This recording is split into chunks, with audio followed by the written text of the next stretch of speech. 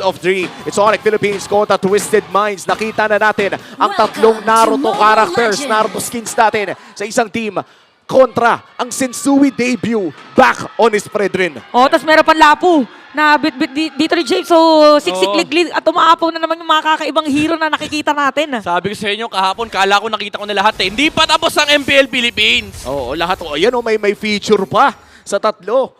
At si Brusco, no, naalala ko rin nung bago si Kalea, isa rin siya sa mga talagang gumagawa ng highlight plays. Oh, yung parang ang storyline pa natin doon, effective kaya si Kalei, magagamit kaya lagi. So, tingnan natin dito kung paano magiging kontrahan ni Escalera at saka ni Brusco kasi sobrang magkaiba yung hero nila mismo. Oo. Sa mga gusto mag-try ng Kimi Mid, kopyahin nyo na yung emblem. Ayan Mage Emblem, Thrill, Bargain Hunter, tsaka Weakness Finder. Yan, maraming salamat Super Prince. Madadagdagan na rin yung hero ko sa mid. Tama, tama. At ang nakakatuwa dito kay Super Prince is napapagana niya talaga. Pero teka lang, si James. Oo, parang bibigyan nata nila. Pero pinubook lang para hindi ka agad makapunta at makapag-rotate doon sa ibang mga areas ng mapa. Nakaka-distract pala yun. Bigla kang susugurin ni Sasuke, tas nandun si Naruto sa likod. Oo nga eh. Magmimistulang Momoshiki dito, si James. Tsaka yung Lucas ngayon, hindi siya yung protagonist. Si Sasuke naman, yung main character dito sa side ng Onyx Philippines dahil yung hawak ni King Kong. And again, nasisimulan na yung Sigma pattern na ang daming dinadalawang lane ni King Kong. Inuna niya this time yung XP kasi alam na niya kontrolado na ni Super Prince at ni Brusco yung middle lane because of the zoning capabilities of the Kalea and the Kimi. Pero grabe, no? Memories brings back memories talaga to. Sensui on the Fredrin na ngayon napapanood natin for the first time in MPL Philippines Season 15. Mga katapat niya yung King Kong. Parang nag-time skip na si King Kong. Si Sensui nagbabalik pa lang. Oo nga, feeling ko nung panahon na hindi mo na siya naglaro after nung Rome stint niya, talagang pinag-practice siya dito ni Coach Boncha na talagang pag-aralan lahat. Yep. Kaya talagang pwedeng maging class S halimaw na performance na makita natin. Pero papasok na dito si Brusco. Si James naman ginamit na agad yung bravest fighter. Habang yung turtle dito masisecure na Onyx Philippines sabay diretso. Laban kay Haji, grabe si Super Prince, nag-zone out na din. Kirk with the flicker in. Recta flash combo. Minsan lang natin makita si Kirk na mag-burn ng ganong kaagang flicker. Kaya nga usually si Kirk talagang nang-zone lang or nagko-commit ng ilang spells para makipag-trade. Pero yung jump na ganon, nakikita natin yun pero sa isang hero lang. Yung Edith lang ni Kirk. That's true. And parang may bago atang nakain ngayon ng Onyx Philippines. Mas agresibo ang kanilang early game at dahil dyan makukuha nila ang pinakaunang pagong ng larong ito. At tutulungan pa ata nila si Super Prince na maging ultra safe ang kanyang laning dito sa mid lane. Oo, dalawang sides nabantayan. Importante talaga yung control sa mid for Onyx Philippines kasi dito nagsisimula yung kanilang mga rotation. Pero ito, makikita natin yung all-time hero stats ni Sensui. Napakataas talaga ng kanyang ranking sa Fredrin. 47 games played and 68% win rate. GP rank number 1. The best Fredrin in MPL PH all-time hero stats. O kung pwede mo na lang ilagay din, igaya ni Sensui yung totoong lakad niya sa buhay sa lakad ni Fredrin, pwedeng ginawa niya din kanina nung player walk-in natin. Oo nga, inihintay ko na lang magkaroon ng highlights. Pero King Kong! Hey! First blood para din sa Onyx dun sa may top lane. Talagang kino-cover nila lahat ng mga pwesto ng mapas, even si Escalera, para mahihirapan yata dito madepensahan. At ito mga pumasok, look at Super Prince. Araw naman talaga! Another one! Laban kay Escalera. Grabe si Prince, walang tipid-tipid. Ginamit niya yung traction pulse doon sa bush and nakakuha sila ng additional kill. And Onyx Philippines, again, superior mid lane rotations. Hindi pa nagagamit ng Twisted Minds dito yung Fredrin ni Sensui. Hinihintay ko nga yung team fight na tumatagal talaga yung frontline. Pero grabe pala yung bawas ng Kimi ng ganong kaaga pa lang. Medyo dumugo si Escalera sa loob ng bush na yon. Kaya naman may kalamangan ng Onyx Philippines sa pagpasok nila sa pangalawang pagong ito. Pero nandyan na si Sensui. Papasok na naman ba ang instincts? Dito yata natin makikita pero matatala na agad. Napakakunat dito na Fredrin pero parang turtle lang muna uunahin nila. Binitbit pa nga papalapit.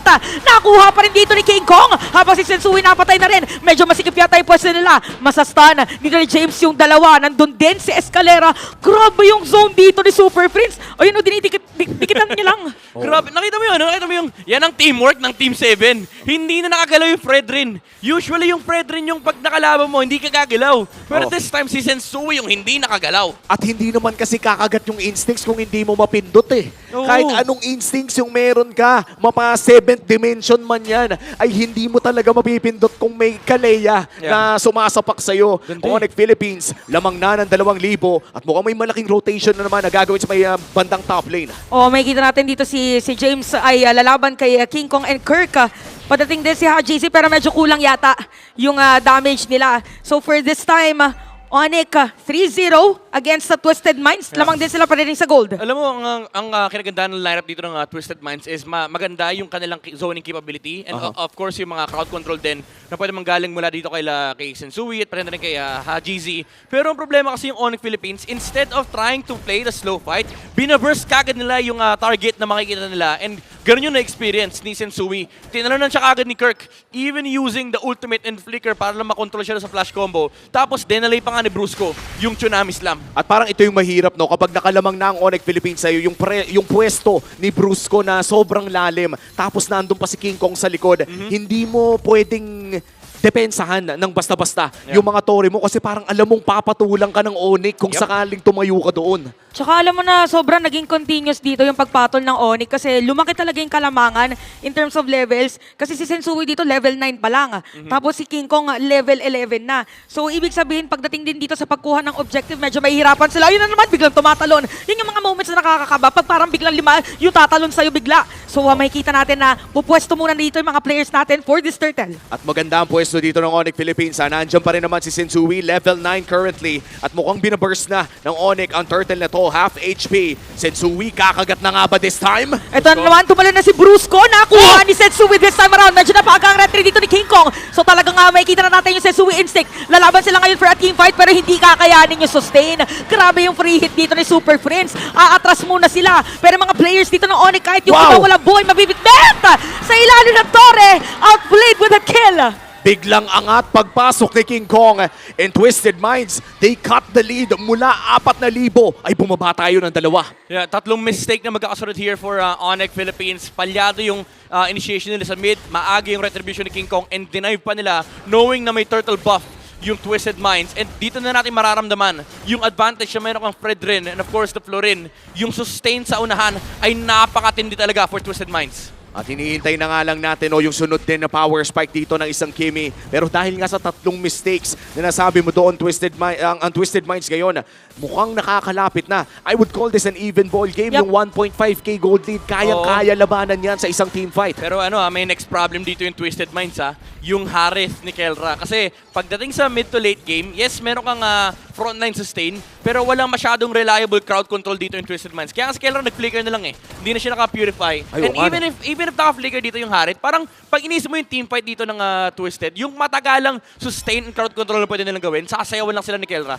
Okay, nakita natin dito na ginamit panakot din yung conceal pero controlled aggression ang gagawin dito ng side ng Onyx Philippines. So parang Tori ang gusto lang kuhanin sa may ibaba. So talagang ginamit pa yung Zaman Force para lang hindi ma-force na magkaroon ng teamfight. Ang ganda din ng pagdepensa doon ng Twisted Minds. No? Hindi nila hinayaan na porket madami yung Onyx Philippines ay hindi nila aangasan yung pwesto nila. Kaya naman mukhang stalemate na muna para sa parehas na kupunan. Lord, lalabas na rin ng 10 segundo. Mambibigla ba si Brusco? Uy, nagamit agad yung Crimson Beacon dito ni Hajizi. Kasi nakita din siguro nila si Brusco dun sa may gilid kanina. So ngayon narinig na natin ang ugong ng Lord. So for Twisted Minds dito, pwede silang pumasok anytime. Tsaka tinamaan din kasi ng traction pulse. So if ikaw yung Zoshan, di mo pwede i-risk kasi may hatak pabalik yun tapos may mini stun. And again, tulad nga sinabi siya, nakabang na si Brusco. So parang dalawa yung setup, yung initiation tool dito ng Onyx Philippines. And nagiging layers yung kanilang talon na kapag may tinamaan si Super Friends, may follow-up mula kay Brusco, may narutong tatalon sa unahan. Parang kasi yun Pride and Glory na isang karangalan na matawag na manlalaro para sa Pilipinas, mga ganun. Tsaka parang imaginein mo, ang lalakas ng mga tinalo mo para mapunta sa pwesto na yon. Hindi ka ba dapat maging proud? Kaya ngayon papasok na tayo sa Land of Dawn.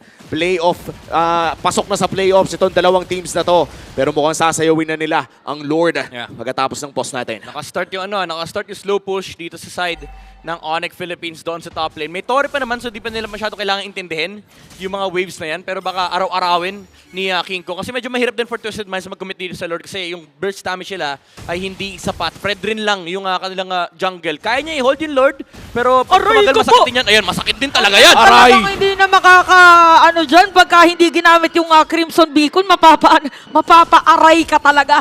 Pagka ganun yung nasa harap mo. Pati Purify na gamit din dito ni Hajizi. Pero hahawakan pa rin ng Twisted Minds ang Lord na ito. Nandiyan naman si Kirk. Super Flame still trying to deal damage. Pero mukhang magkakaroon pa ng mga plays all around the map. Another reset called para dito sa Twisted Minds. Parang sustain yung pinakamagiging panlaban dito ng Twisted Minds. Mas kakayanin dito ni Sensui na hawakan yung Lord. Kaya binibitawan dito ng Onyx Philippines. Nakita natin si Brusco doon sa may gilid.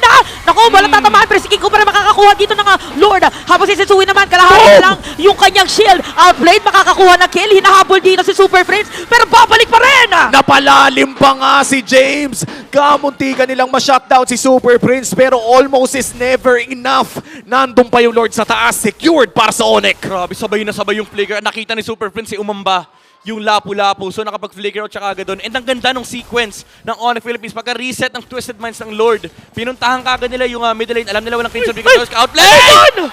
Oh my G! Ilang hit yon? 1, 2, 3? Tatlo lang. Parang nandun pa lang siya sa pangatlong dali. Nadali na si Outplayed. Oh my goodness, sobrang sakit na dito ni Kelra. Sobrang sumakto din yung sinabi nyo na walang makakapigil kay Kelra ngayon.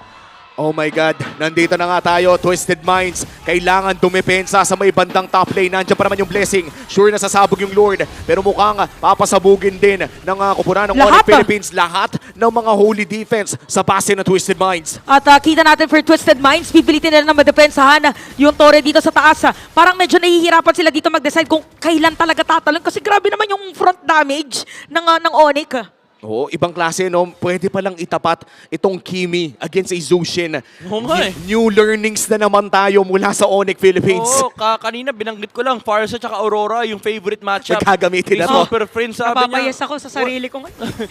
Walang favorite matchup. Basta pwede.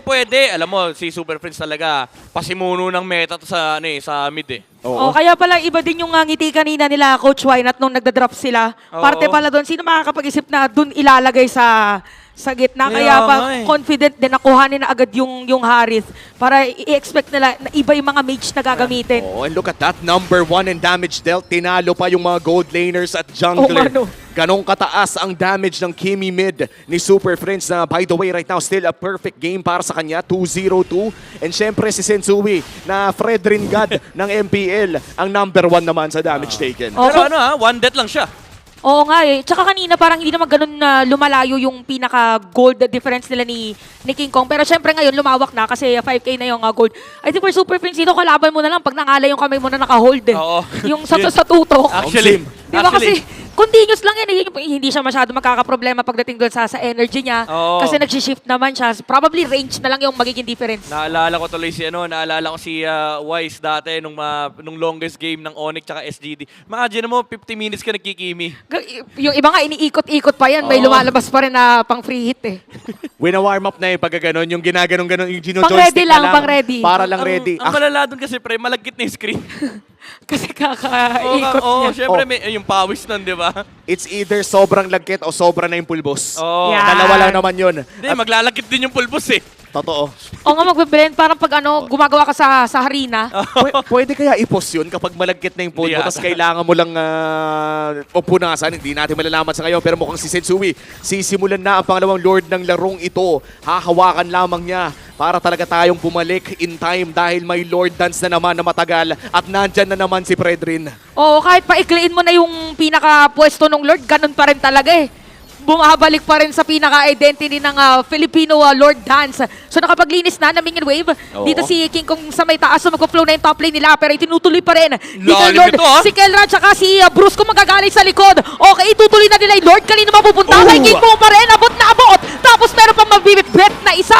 Ginamit na rin yung Summon Force Streams. So di ko sagot nila. So dediretso nila sila Kelra. Pero maiiwan si Kelra dito. Double kill na pa rin Teka ang lang! Outplane. At isama mo na rin dito si Brusco. Triple kill para sa Twisted Minds. Ang ganda na naging front to back ng Twisted Minds doon. Nakuha man ng Onyx Philippines yung Lord. Akala natin na iwan na si James. Pero parte pala ng plano yun. The bravest and the ultimate fighter, James. Grabe yung pag-zone niya rito sa ibang miyembro ng Onyx, hindi makalapit si King Kong. Nung napatay nila si Kirk, sumunod si Kelra. Technically speaking, kaya niya naman niya lumaban. Ang problema kasi, na-hold siya ni Sensui. Yung isang chrono dash na-cancel nung energy eruption, so hindi niya ma-reset yung kanyang dash.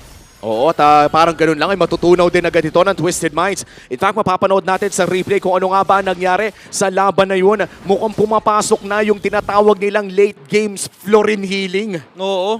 Ayun, pagkaangat kay Brusco, na-cancel yung isang na-cancel yung isang chrono dash, tapos nabitin yung kanyang dash, hindi na siya makapag-reset ng basic attack.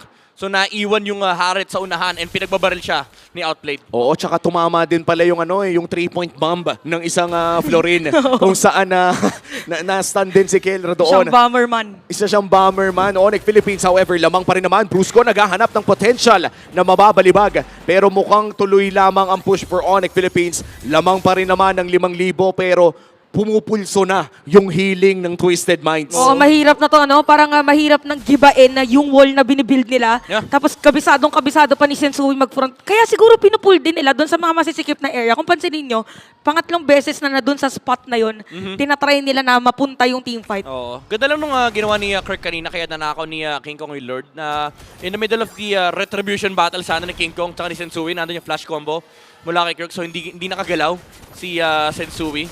So for Onyx Philippines, nandun pa rin naman yung kanilang mga threat during the Lord dances. Pero again, kailangan nila ingatan yung kanilang mga pwesto kasi si James, sobrang tapang na niya ngayon. And ito kasi yung, yung tapang na may damage. Yung lapo-lapo kapag binagsakan ka, kailangan mo respetuhin yan eh. And ganun yung nangyari sa side ng Onyx Philippines kanina, kaya naiiwan si Kelra sa harapan. And gusto ko nga rin makita kung ano yung item build dito ni James dahil mayroon bang Oracle o mag-o-Oracle ba? Hindi ata. Well, ayun na. Actually, kaya Latina masakit shield. si James dahil anong item to? Malefic Roar War Axe. Ito, sabi kasi sabi ni Coach Bonchan, pwede tayo mag-damage XP, naka-utility jungle tayo eh. Ay, totoo. Tsaka meron naman sustain just in case, tas yung emblem pa niya. So babalik at babalik lang din. Oo. Ganda ng nakita nating items. No? Maraming salamat of course sa Infinix in-game equipment. Kaya natin nakita kung ano nga ba yung lapu-lapu build na to. Ang saya lang. Kasi bilang explainer na umay na mag-hilos at katut-katsa, ang saya makakita. Huwag ka mag-alala, ipag-fred rin kita para makapaglapo-lapo ka. Hindi, mag-aarlot ako para sige. pag nag-fred rin ka, mag-aarlot ako sakali. Pwede ba ako mag-kimi? Sige, Pwede. sumama ka na, mag-kimi ka na. Pwede. O, tingnan natin kung ano mangyayari dito para sa ating dalawang teams. Yun ang Imagine, 17 minutes, 5-6. Ano. Sabi ko sana, yun ang 3-way padlock gaming natin. Oo, 3-way padlock ng MPL at mukhang sisimulan na nga ang Lord na ito. Si Sensui pa rin ang hahawak. This might just be the most important Lord for Twisted Minds. Pag nakuha ito ng Onyx Philippines ay baka kaya ng i-end ng Onyx Philippines ang larong ito. Ganito pa rin yung pattern ng Onyx, no? Pinapag-clear muna nila ng minion wave si King Kong. So nakita na nandun siya sa may bandang gitna. Nakasiksik ang mga players ng Twisted Minds. Ito yung sinasabi natin na gusto nilang tikit-tikit sila. Nakarinig tayo ng conceal pero maaabot yata si Kirk dito. Mga kalahati yung buhay niya. Yung Lord kanina naman talaga mapupunta. Ayan na! Retribution para din kay King Kong. Habang may iwanan naman si Brusco. Ito yung mga energy eruption na sinasabi natin. Meron pang bitbit. Si Super Friends nandito naman. Pinipigilan niya yung mga players ng Twisted Minds na pumasok at dumiretso sa kanila. Instincts denied para sa Onyx Philippines. Nilaban ng Twisted Minds yung 50-50 at natalo sila doon. Oo, dinaan sa Soul Saver. Ang hapdi talaga nung kay Suyo. Yan yung yung lagi natin pinag-uusapan. Yan ang bagong Fred rin. Oo. Ng MLBB ngayon, mas mahapdi yung kanyang retribution. May reliable way din to go in terms of going inside the Lord Pit. Matunaw kaya ito ng Twisted Minds. Nandyan pa naman yung minions nila pero kompleto ang mga skills ng Onyx Philippines. Wala mang flicker si Brusco. May threat pa rin na pumasok via the Tidal Strike. Retribution na gamit na. Lord goes down. At mukhang makakadepensa naman sila sa unang push ng Onyx Philippines. Oh, good defense para dito sa Twisted Minds. Pero may minion wave pa ulit sa gitna. At parang lagi nakaabang dito si Brusco sa kanyang biglang pagtalon. So meron dito nga Purify si Outplayed and even HGC. So kahit sino yata pwede nasa harap. Grabe Na hindi tong dalawa pwede na kuhanin. Grabe tong Kimio, kayang i-zone yung Zushin. Imagine mo yung lantern niya, no? Yung lantern ni HGC. Parang ang sarap sanang ipatong sa mga heroes ng Onyx Philippines. Kaso, yung nilalapitan niya, mas mahaba yung range sa kanya. Oo, tsaka parang tila ba'y mas mahapdi si Super Friends compared to the Zushin. I think it also means na ang meron talagang kapangyarihan si Zushin ngayon ay yung crowd control na nabibigay niya. But in terms of damage, ay lamang na lamang si Super Friends pero sumasakit na rin si Outplayed Oh, hindi na pwedeng basa-basa na nasa harap kasi pwedeng kuhanin na. Ayan na, nako! Wala na buhay! No! Sinabi My God! nyo kasi the ultimate fighter! At ginamit na nga niya yung bravest fighter ngayon. Biglang nagalit yung lapu-lapu. 2v1. Di ko lang parang nag-start yung laban na yun, pero nakomit yung Tsunami Slam. That's a complete outplay mula kay James on the lapu-lapu. At dito natin makikita no, yung mga matagal na nating inaasam mo, yung matagal nang hindi napapansin, yung damage XP laner na nagsusustain habang nakikipagsuntukan. Grabe. Alam mo, etong laban na to, aside sa may stakes nung number 2 spot ng Onyx Philippines, magandang preview to sa playoffs, yung Twisted Minds. Hindi mo... Numbers, ano? Ang laki ng in-improve ng Twisted Minds for the past few games in preparation para dito sa playoffs as well. And nakakatuwang isipin na hindi na lang puro assassin ang ating pwedeng makita Oo. sa loob ng ating meta. And of course, the damage XP laners, papasok na nga po tayo muli sa ating laro. At mukhang nabawi na nga ng bagya. Still, 4,000 pa rin ang lamang ng Onyx Philippines. Iba talaga ang number 1 Fredrin. Oh, iba talaga yung ano eh, parang may buff na bit-bit. Oo. Pag alam mo kasi na kabisado mo yung hero, may mga moments na kahit nakapikit ka, or kaya may gagalawin ka saglit, okay lang. Oh, si Sensui, ano yun, pag nananaginip yan, nag-energy eruption yan eh. Oy, napakasakit na talaga ni Outplay. Tumatama pa nga ang mga Death Sonata. Na-nerf na yan at napakasakit pa rin. In 25 seconds bago lumabas ang ating Evolved Lord. This is the first Evolved Lord of the game.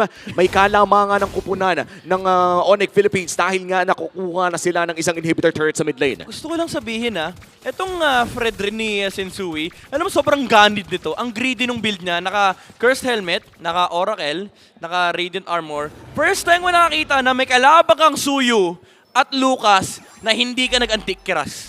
Uy, oo nga no.